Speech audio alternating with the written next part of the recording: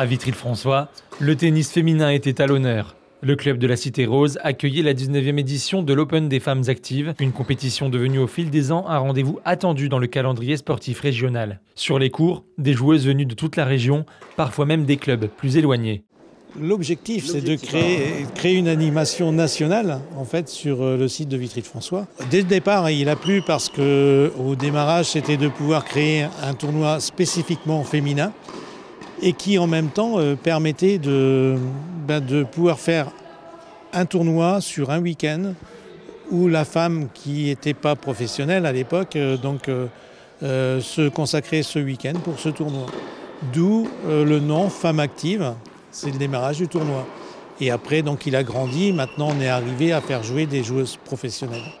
Le tournoi s'est déroulé sur 2 jours et a attiré bon nombre de spectateurs. Un succès qui s'explique aussi par son ambiance familiale, avec pour objectif de mettre en lumière la pratique féminine du tennis. Le concept Femme Active, c'était pour s'adresser à un type de joueuse en particulier. Là, aujourd'hui, les joueuses, elles sont professionnelles, elles vivent de ça. Mais donc l'initiative, elle était faite autour de ça. Et au cœur du tournoi, généralement, on faisait une conférence sur des thématiques diverses et variées autour du rôle de la femme et du tennis. Donc voilà, c'était pour ça que le nom a été créé et il a perduré. Pour la ville de Vitry-le-François, l'événement a une portée bien plus large. Il valorise les installations sportives, soutient la vie associative et renforce le dynamisme local.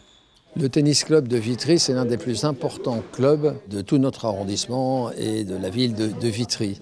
Et c'est un club très dynamique, ils ont plus de 500 adhérents. Beaucoup de gens sont étonnés même qu'une petite ville comme Vitry, à travers son club de tennis, puisse organiser une telle manifestation.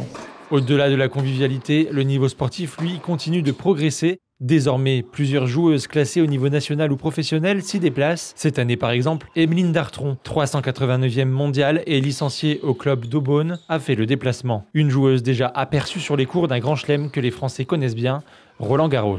Ça faisait très longtemps que je ne l'avais pas fait, je l'ai fait il y a peut-être 6-7 ans. Donc ouais, c'est super. Franchement, je suis arrivée hier, on a fait l'animation avec les enfants. Non, franchement, c'est sympa, il y a quand même du monde qui vient voir les matchs. Malgré un parcours solide, la joueuse francilienne s'arrêtera en demi-finale. C'est vrai que c'était un très gros match. Franchement, je l'avais vu jouer hier. J'avais vu qu'elle jouait super bien. Donc je savais que ça allait être un gros match. Pas eu beaucoup de matchs ces derniers temps. Donc là, c'est vrai que c'était un peu une mise en route aussi. C'est finalement la Launaise Mallory Noël qui s'imposera pour sa première participation au terme d'un week-end marqué par la qualité du jeu.